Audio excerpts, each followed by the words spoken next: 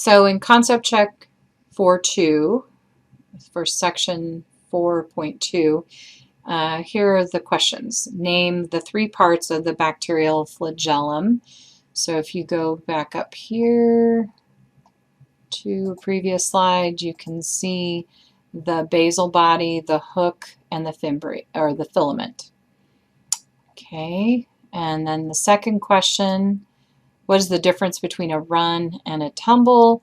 There's several differences, but a run is going to be in a counterclockwise direction, and it's a smooth, linear direction, where a tumble reverses the direction. It goes in clockwise direction and causes the cell to stop and change course.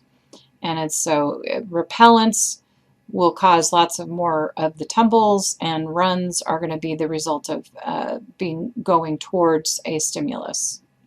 So you can see the going in the opposite direction when you tumble, and it's really more of just a stopping and changing direction, and so that is the difference between a run and a tumble.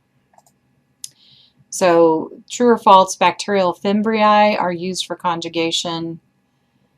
Well, that would be false. We talked about the pilus. The pilus is what is involved in conjugation.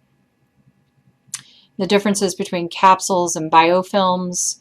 There's a lot of differences between capsules and biofilms, but they're both going to be protective. The capsules surround one bacteria. A biofilm is something that can form from capsules fusing together, but they are going to also be protective, and they are about 1,000 times more resistant to chemicals. But the biofilms consist of lots of bacteria, where a capsule may be surrounding a single bacteria. So both of them, capsules are either pathogenic or not pathogenic sometimes because they have a capsule. So it's a virulence factor. Where biofilms may be not formed by pathogenic bacteria. So that would be another difference. So that's concept check 4.2. The section 4.3 is the boundary layer of bacteria, and so our learning outcomes are to differentiate between the 2 main types of bacterial envelope structure, and discuss why gram-positive cells are stronger than gram-negative cells, cell walls, and the difference or substance in the envelope structure of some bacteria that can cause symptoms in humans. So the cell envelope consists of 2 or 3 layers, and it's 2 or 3 of these: the cell wall and the cytoplasmic membrane or cell membrane, and an outer membrane. And the outer membrane is only found in gram-negative cells, but they all act as a single protective unit. The Gram stain was started by or developed by Hans Christian Gram in 1884, and it separates the 2 groups of bacteria, differentiates between gram-positive and gram-negative. Gram-positive bacteria have a thick cell wall composed of peptidoglycan, and they retain the dye and do not decolorize very easily, and they have a cytoplasmic membrane or cell membrane as well. So just 2 layers. And gram-negative have 3 layers. They have an outer membrane, a thin cell wall, so it's thin, so it's easily able to decolorize, and the outer membrane is hydrophobic, which the decolorizer is also hydrophobic, so it typically either shrinks or breaks down the outer membrane, dissolves the outer membrane, and makes it so it easily decolorizes. Both have the cell membrane, and they both have a cell wall, but the differences are in how thick the cell wall is. They're both composed of peptidoglycan, but it's many layers in the gram-positive, and it's only 1 layer in the gram-negative.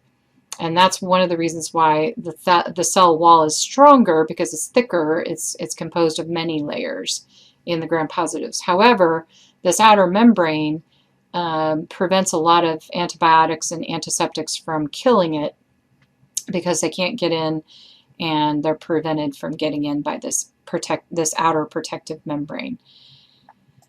So here's a cross-section picture. These are two electron micrographs. They've been kind of stained or colored artificially to show you this, but the very thick peptidoglycan is shown here in this pinkish purple. And then you have the cell membrane in yellow. Here you can see an outer membrane and a thin peptidoglycan layer and then a cell membrane. So there's this little lighter area in the middle, which is another layer, which is, it's not an actual layer, it's a space called the periplasmic space, which is the layer or space that surrounds the cell membrane. And both gram-positive and gram-negative cells have this, but it's much more apparent. It's a greater distance here. It almost looks like it's another structure. But the very darker area here with the cytoplasmic membrane is, or above the cytoplasmic membrane, that's the peptidoglycan here. So you can see in this picture there's a very thick peptidoglycan layer in purple and the thin peptidoglycan layer in pink for this one. And I think they did that to color it to show that this is going to stain purple and this is going to stain a reddish pink color. And so there is a space you can kind of see between the thick peptidoglycan layer and the cell membrane. And these lipoteichoic go through that space. They go through this peptidoglycan layers and kind of hold this peptidoglycan layers together, but they also attach them to the phospholipid bilayer. So that's why they're called a lipoteichoic, because they're attached to. It's a teichoic acid chain attached to phospholipids, or attached to fatty acids. And they also have a smaller, not connected to the lipids, and it's called teichoic acid. So those are unique structures that are found in gram-positives. The gram-negative has kind of like a phospholipid bilayer on the outside and on the inside. The outside layer, though, has these little green things coming out called lipopolysaccharides, and that is what is a toxin. It causes fever, symptoms of fever, systemic reactions. It's what we call an endotoxin. It's part of the cell wall. And when they come into contact with humans, it causes all kinds of systemic symptoms. Lipoproteins are embedded in this outer membrane as well. And so those are shown in green. And then you sometimes have these little pores, and they're called porin proteins that allow things to go through the outer membrane to the cell wall and then to the membrane. That's different than just like channel proteins that are found in the cell membrane. But these will allow certain things to get through and into the cell wall and to the cell membrane. So porin proteins, lipopolysaccharides, and lipoproteins. Those are all parts of the cell outer membrane. And then you have a thin peptidoglycan and a very extensive periplasmic space, and then a cell membrane. So the structures of the cell wall help us determine the shape of the cell wall. It actually keeps the cell wall pretty rigid. It provides structural support, keeps the cell from bursting and collapsing, and it also gives it its shape. So the maintains the shape. So peptidoglycan is found in most bacteria cell walls, and it consists of glycan, which is a polysaccharide chains with little short peptide fragments, and it provides a strong but flexible framework. So here's the picture that I'm going to show you is what I want you to be able to draw on the test. So for the gram-positive cell, you have a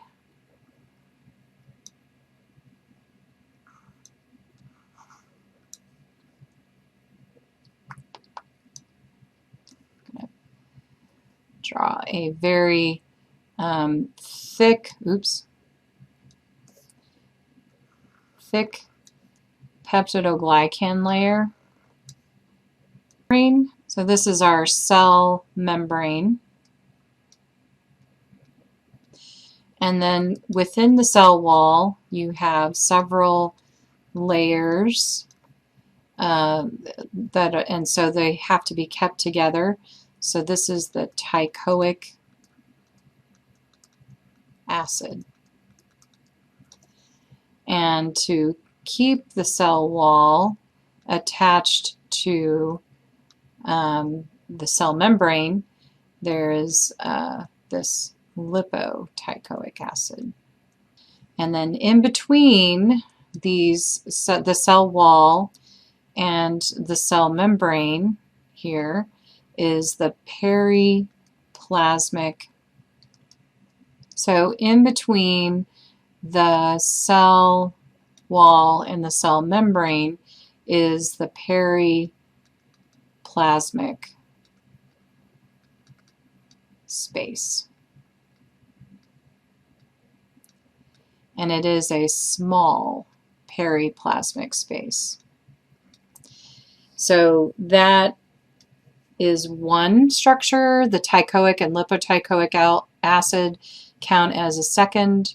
And the third structure is this thick cell wall made of peptidoglycan, and then the cell membrane, which all cells will have. So that is the gram-positive cell. Now we're going to go look at the gram-negative cell. And so we're going to start with an outer membrane. So the outer membrane, and it has phospholipid layer, but it also has all these little hair-like structures, and these are lipopolysaccharides. And then embedded in the cell membrane, or the outer membrane, are also proteins that are attached to lipids. So these are lipoproteins. Throughout the membrane, you have several of these porin proteins. And so that is just a little bit about the outer membrane. And then you have a thin peptidoglycan layer. It's really just one layer thick, so it's very, very thin. And so this is, we can just kind of shade that in and just label it somewhere else. But this is the cell wall. It's a thin cell wall, again made of peptidoglycan. And then there is a cell membrane, and then there's a cell membrane, and your book uses cytoplasmic membrane a lot, but we'll just use cell membrane. It's a lot easier. And then there is this space between the outer membrane and the cell membrane, and it includes this area where the peptidoglycan is located. But this is a very large periplasmic space. And that is our gram-negative bacteria. So it's just a little cross-section of this. It's very similar. Both of them have, again, a cell membrane that is about 5 nanometers thick. But the differences in the cell wall, and just to be consistent, we'll make this kind of like shaded a little bit. Maybe not. We'll just leave it.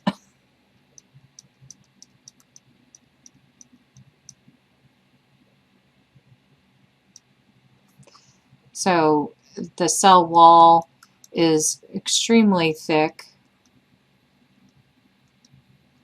compared to the gram-negative cell. And you can see all of this is layers and layers of peptidoglycan. So gram-positive, 2 layers, thick cell wall, cell membrane. Gram-negative, 3 layers, an outer membrane, peptidoglycan, and cell membrane. And then they both have a periplasmic space, but one is bigger than the other. So that is something you're going to have to be able to do for the test. Now, the actual structure of the peptidoglycan, it again consists of these glycan chains, N-acetyl glucosamine is G, and N-acetylmuramic acid is M, and it's like NAMNAG, NAMNAG, NAMNAG. And then they have these cross-lid bridges, the interbridges that consist of tetrapeptide and an interbridge of glycine, and that's what holds those layers together.